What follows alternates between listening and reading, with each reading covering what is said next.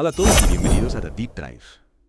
Prepárense para una inmersión profunda, un viaje a las sombras, a un mundo rodeado de misterio y malentendidos. Hoy nos adentramos en el mundo de la demonología y la magia. Y lo que hace esta inmersión aún más fascinante es que no nos basaremos en una sola fuente.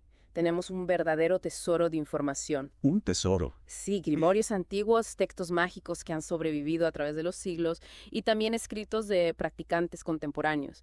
Personas que nos ofrecen una perspectiva moderna de estas prácticas ancestrales. Exacto.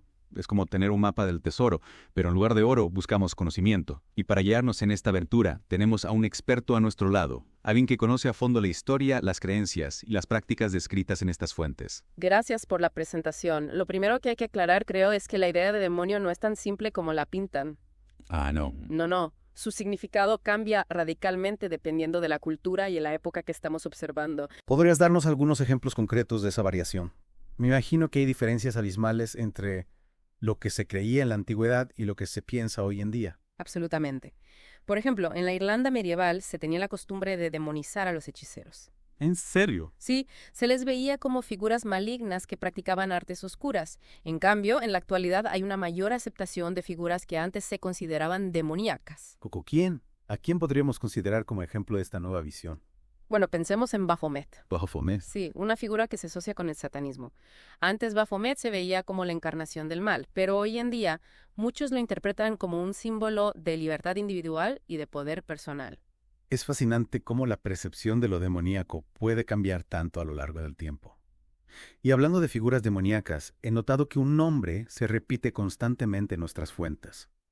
Azazel. Sí, Azazel es una figura central en muchos de estos textos. Se le describe como un ángel caído, un maestro del conocimiento prohibido, una figura que encarna la dualidad de la transgresión y el empoderamiento. ¿Y qué significa exactamente eso de transgresión y empoderamiento? Parece un concepto complejo. Lo es. Por un lado, Azazel representa la rebeldía, la búsqueda del conocimiento prohibido, lo que está más allá de los límites establecidos.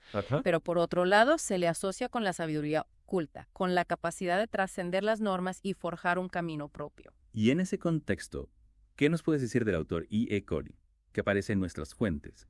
Él describe su propio pacto con Azazel. El caso de Coetin es un buen ejemplo de cómo se aborda la demonología en la actualidad.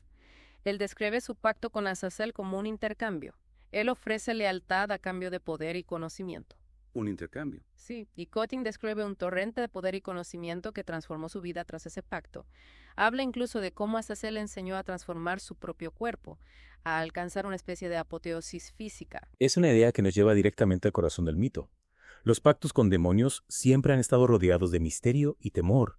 ¿Cómo se comparan las prácticas antiguas con las interpretaciones modernas de estos pactos? Bueno, en la antigüedad los pactos con demonios se veían como algo peligroso y siniestro. Claro. Se hacían con gran riesgo y se rodeaban de rituales elaborados para protegerse de la influencia demoníaca. Hoy en día hay una variedad de enfoques. Algunos, como Coetin, ven los pactos como una forma de acceder a un poder superior. Ya. Otros los ven como una forma de autoexploración, de confrontar nuestros propios miedos y deseos. Entonces, ¿dirías que la interpretación de los pactos con demonios ha evolucionado junto con nuestra comprensión de lo demoníaco? Sin duda. Y en estas historias de pactos vemos constantemente símbolos como la serpiente y el dragón, figuras que aparecen una y otra vez, tanto en los grimorios antiguos como en los escritos modernos. ¿Qué significado tienen esos símbolos? ¿Por qué aparecen con tanta frecuencia en relación con Azazel y la demonología en general? Tanto la serpiente como el dragón son símbolos poderosos. Sí. Son multifacéticos. Representan la sabiduría, el poder, la transformación, pero también el peligro y la destrucción. En el contexto de Azazel, simbolizan la naturaleza dual del conocimiento prohibido. Puede ser fuente de gran poder, pero también conlleva un riesgo inherente. Claro. La serpiente, por ejemplo, se asocia con el veneno y la muerte, pero también con la renovación y la regeneración. El dragón, por otro lado, es una criatura poderosa y temible, pero también se le asocia con la sabiduría y la protección. Es como si estos símbolos reflejaran la dualidad inherente al poder, la posibilidad de usarlo para bien o para mal, la transformación que puede ser destructiva o liberadora. Y en este viaje a través de la demonología también encontramos menciones a los Nefilim y los vigilantes, seres que, según las fuentes, son descendientes de ángeles y humanos. Los Nefilim y los vigilantes son figuras clave en la mitología de los ángeles caídos. Los vigilantes, al rebelarse contra Dios y compartir su conocimiento con la humanidad, rompieron el orden establecido. dieron a los humanos acceso a una sabiduría que no debían poseer. Y los Nefilim, como descendientes de los ángeles caídos, heredaron este conocimiento prohibido y se convirtieron en símbolos de la transgresión y el poder. Es decir, que representan la transmisión de conocimiento prohibido, la ruptura de las normas divinas y la posibilidad de que los humanos accedan a un poder que no les corresponde. Y hablando de conocimiento prohibido, hay otros dos conceptos que aparecen en relación con Azazel: el Sol Negro y Lilith. ¿Qué representan estos conceptos? El sol negro es un símbolo complejo. Se asocia con la oscuridad primordial, el poder oculto y la sabiduría ancestral. Se le ve como una fuente de poder oscuro, pero también de iluminación espiritual. Lilith, por otro lado, es una figura femenina, que se asocia con la independencia, la sexualidad y la rebeldía. Se la considera una diosa que desafía las normas patriarcales y representa la libertad sexual y espiritual. Y en el mundo moderno, ¿cómo interpretan y utilizan autores como Keating, Mason, Duvendak y White la demonología y la magia? Lo interesante es que encontramos una gran variedad de enfoques. Keating se centra en la obtención de poder personal a través de la interacción con demonios, mientras que Mason explora la demonología desde una perspectiva más académica, más histórica. Duvendak, por su parte, ofrece un enfoque práctico, con rituales y técnicas para trabajar con demonios. Y White se centra en la idea del autoempoderamiento a través de la brujería. Parece que cada autor le da su propio giro a estas tradiciones antiguas, adaptándolas a sus propias creencias y objetivos. ¿Qué nos dice esto sobre el resurgimiento del interés por la demonología y la magia en la actualidad? ¿Por qué crees que estas prácticas están volviendo a ganar popularidad? Vivimos en un mundo de incertidumbre. Sí. Donde las viejas estructuras de poder se están derrumbando. La gente busca nuevas formas de encontrar significado y poder en sus vidas. Y la demonología y la magia ofrecen una alternativa a las religiones tradicionales y a las estructuras de poder establecidas. Es como si, en tiempos de crisis, la gente buscara respuestas en lo oculto, en lo que está más allá de la comprensión convencional. Y la demonología, con su enfoque en el poder personal y la transgresión de las normas, parece ofrecer una vía de escape, una forma de rebelarse contra lo establecido y de buscar un camino propio. Precisamente. Y este resurgimiento del interés por la demonología nos invita a reflexionar sobre la naturaleza del poder, la búsqueda de la libertad y la lucha por el control en un mundo cada vez más complejo e incierto. Y en esa lucha por el control, la figura de Azazel emerge como un símbolo poderoso, el ángel caído que se rebeló contra Dios, el maestro del conocimiento prohibido que ofrece a los humanos la posibilidad de trascender sus límites y forjar su propio destino. Sin embargo, no podemos olvidar que este poder viene con un precio. Claro. Los pactos con demonios, la búsqueda del conocimiento prohibido, la interacción con entidades poderosas. Todo esto conlleva un riesgo, una responsabilidad que no debe tomarse a la ligera. Es decir, que la demonología nos ofrece una vía hacia el poder, pero también nos recuerda que todo poder conlleva una responsabilidad. Y en última instancia, la elección de cómo usar ese poder recae en cada individuo. Exactamente. La demonología nos invita a confrontar nuestra propia oscuridad, a explorar los límites de nuestra propia existencia y a tomar decisiones conscientes sobre qué camino queremos seguir. Y en ese camino, la figura de Azazel nos sirve como guía, como maestro, pero también como advertencia. Y para profundizar en esas enseñanzas, en esa dualidad de poder y responsabilidad que representa Azazel, nos adentraremos en la próxima parte de este deep dive en las experiencias de E.E. Coring y su pacto con este demonio. Analizaremos cómo Coring describe su transformación física y espiritual, los desafíos que enfrentó y los conocimientos que obtuvo a través de su interacción con Azazel. Y a partir de ahí exploraremos las implicaciones de estas prácticas para el individuo y para la sociedad en general. Así que prepárense para una inmersión aún más profunda en el mundo de la demonología y la magia. Les esperamos en la próxima parte de The Deep Dive. Retomando nuestra conversación sobre Azazel y los pactos con demonios, hay un elemento que me parece crucial. Es la intensidad de las experiencias que relata Keating. No se trata solo de un acuerdo formal. No, es algo que va mucho más allá. Es una entrega total, una sumisión a cambio de poder y conocimiento. Es interesante que menciones eso.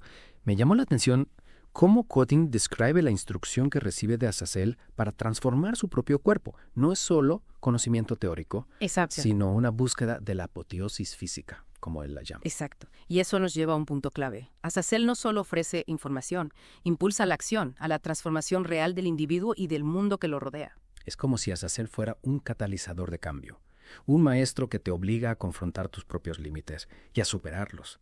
Y en ese proceso de transformación, Keating describe momentos de gran intensidad, incluso de terror. Claro. Durante sus interacciones con Azazel. Sin duda, la búsqueda de poder no está exenta de desafíos. Keating nos muestra un camino plagado de pruebas. pruebas que ponen a prueba la voluntad y la determinación.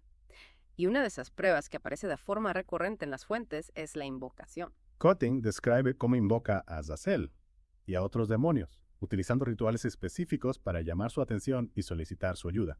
Es un concepto que me intriga, ya que parece haber una diferencia notable entre la demonología antigua y la moderna en este aspecto.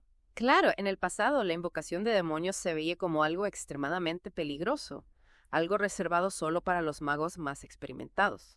Hoy en día hay una mayor disponibilidad de información sobre rituales y técnicas de invocación, lo que la hace más accesible para aquellos que se inician en la magia demoníaca. Sin embargo, eso no significa que deba tomarse a la ligera. Por supuesto que no. Sigue siendo una práctica que requiere preparación, conocimiento y respeto por las fuerzas con las que se está trabajando. Y hablando de invocaciones, me llamó la atención un detalle que menciona Coetin, la creación de armas espirituales. ¿Podrías explicarnos un poco más sobre este concepto? Las armas espirituales son, en esencia, formas de energía que se crean y dirigen a través de la voluntad del mago. Coetin describe cómo Azazel le enseñó a crear estas armas, que existen en el plano espiritual, pero pueden tener un impacto en el mundo físico. Interesante. Se pueden utilizar para diversos propósitos, desde la protección hasta el ataque. Es una idea fascinante. ¿Podrías darnos algún ejemplo concreto de cómo se utilizan estas armas? Coetin describe cómo las utiliza para defenderse de ataques espirituales, para influir en eventos en el mundo físico, e incluso para atacar a sus enemigos. Es como si estas armas fueran una extensión del poder del mago, una forma de proyectar su voluntad en el mundo. Y para crear estas armas, Coetin utiliza sigilos, encantamientos y rituales específicos, ¿verdad? Sí, y aquí vemos la importancia del simbolismo en la magia demoníaca. Cada elemento del ritual tiene un significado específico, una vibración que conecta al mago con las fuerzas demoníacas. Y como bien sabemos, estas fuerzas no siempre son benévolas. Exacto. Coetin mismo describe cómo Azazel le advierte sobre los peligros de trabajar con demonios, Sí. sobre la posibilidad de ser engañado o manipulado. Es como si el poder demoníaco fuera una espada de doble filo, una herramienta que puede utilizarse para el bien o para el mal, dependiendo de la voluntad del que la empuña. Y aquí volvemos a la cuestión de la ética, un tema que no podemos ignorar al hablar de demonología.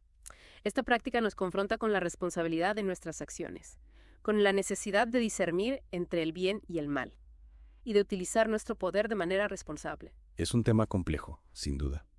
Y creo que es importante recordar que no hay respuestas fáciles cuando se trata de la demonología. Totalmente de acuerdo. Es un campo que requiere un estudio profundo, una mente abierta y una disposición a confrontar lo desconocido. Y hablando de lo desconocido, me gustaría explorar otro aspecto fascinante que aparece en las fuentes: la posesión. La posesión. Sí, Coetin describe experiencias de posesión, tanto de sí mismo como de otros, por parte de Azazel y otros demonios. ¿Y cómo se describen esas experiencias? ¿Qué impacto tienen en el individuo? Se describen como momentos de gran intensidad, donde la conciencia del individuo es reemplazada o fusionada con la del demonio. Ya veo. El impacto es variable, desde una sensación de euforia y poder hasta una pérdida total del control y la conciencia. Es una idea que, sin duda, genera controversia. Y en este contexto de la posesión, hay un concepto que me ha dejado intrigada: la posesión inversa. Coetin la describe como una técnica que permite al mago proyectar su conciencia en el cuerpo de un demonio. Ajá. ¿Podrías explicarnos un poco más sobre este concepto? Claro, la posesión inversa desafía nuestra comprensión tradicional de la posesión. En la posesión tradicional, el demonio toma el control del cuerpo del humano. Sí. En la posesión inversa, es el mago el que toma el control del cuerpo del demonio. Es como si el mago se convirtiera en el maestro, el que domina y controla la fuerza demoníaca. Es una idea que realmente cambia las tornas. ¿Y para qué se utiliza esta técnica? Se utiliza para diversos propósitos, desde la obtención de conocimiento hasta la realización de tareas específicas en el plano espiritual. Coetin describe cómo la utiliza para explorar los reinos infernales, para comunicarse con otros demonios, e incluso para influir en eventos en el mundo físico. Entonces la demonología moderna va más allá de la simple invocación y comunicación con demonios. Es un sistema complejo de prácticas que permiten al mago interactuar con las fuerzas demoníacas de una manera mucho más profunda. Así es. Y en esa interacción hay un elemento que me parece crucial: la idea de la creación. La creación. Sí. Coetin describe cómo Azazel le enseña a crear entidades demoníacas, a dar forma a la energía espiritual e imbuirla con conciencia. Exacto. Y esto nos lleva a una pregunta fundamental. ¿Qué es un demonio? ¿Es un ser independiente, con su propia voluntad y conciencia? ¿O es una proyección de la mente del mago, una forma de energía que toma forma a través de su voluntad? No hay respuestas fáciles. Y la demonología, como campo de estudio, está en constante evolución. Lo que ha considerado verdad en el pasado puede ser visto de manera diferente en la actualidad. Es esa capacidad de adaptación y cambio lo que hace que la demonología sea tan fascinante. Sin duda. Nos invita a cuestionar nuestras propias creencias, a explorar los límites de lo posible y a confrontar lo desconocido. Y en esa exploración hay un elemento que no podemos ignorar. El papel de la sexualidad en la magia demoníaca. Keating describe cómo la energía sexual se utiliza como una forma de amplificar el poder del mago y conectar con las fuerzas demoníacas. ¿Y cómo se manifiesta esa conexión a través de la sexualidad? ¿Qué tipo de prácticas se utilizan? Hay una gran variedad, desde la visualización y la meditación hasta rituales que involucran la interacción física con otros individuos o con entidades demoníacas. Keating describe cómo utiliza la energía sexual para cargar sigilos, alimentar rituales e incluso comunicarse con demonios. Es una idea que sin duda puede generar controversia, pero que tiene una larga tradición en la historia de la magia. Así es. La sexualidad se ha utilizado en la magia durante siglos como una forma de acceder a estados alterados de conciencia, de conectar con lo divino y de manifestar la voluntad del mago. Y en el contexto de la demonología, la sexualidad parece tener una connotación particular. Ciertamente. Se la ve como una fuerza poderosa que puede utilizarse para atraer y controlar demonios. Keating, por ejemplo, describe cómo lo utiliza para seducir demonios, establecer pactos con ellos y obtener su favor. Es una perspectiva que desafía la visión tradicional de los demonios como seres malévolos y destructivos. En este caso, la demonología moderna nos invita a verlos como seres complejos. Exactamente. Con sus propias motivaciones y deseos, con los que se puede interactuar de una manera más sutil y compleja. Exactamente. Y esa interacción, como hemos visto en el caso de Keating, tiene como uno de sus objetivos principales la búsqueda del conocimiento. A Azazel le revela secretos ocultos, conocimientos prohibidos que le permiten comprender mejor la naturaleza del universo y su propio lugar en él. ¿Qué tipo de información le revela Azazel a Keating? ¿Podrías darnos algunos ejemplos? Le enseña sobre la historia del universo, sobre la naturaleza de la realidad, sobre los poderes ocultos que existen en el interior de cada ser humano. Actúa como un maestro que guía al buscador hacia una comprensión más profunda de sí mismo y del mundo que lo rodea. Pero ese conocimiento, imagino, no siempre es fácil de asimilar. Así es. Keating describe momentos de confusión, de duda, de resistencia a las verdades que Azazel le revela. El camino hacia la sabiduría está lleno de obstáculos, de pruebas que obligan al buscador a confrontar sus propias creencias y a expandir su visión del mundo. Y en ese viaje de autodescubrimiento, Keating no está solo. Azazel lo acompaña, lo guía, pero también lo desafía a superarse a sí mismo. Exactamente.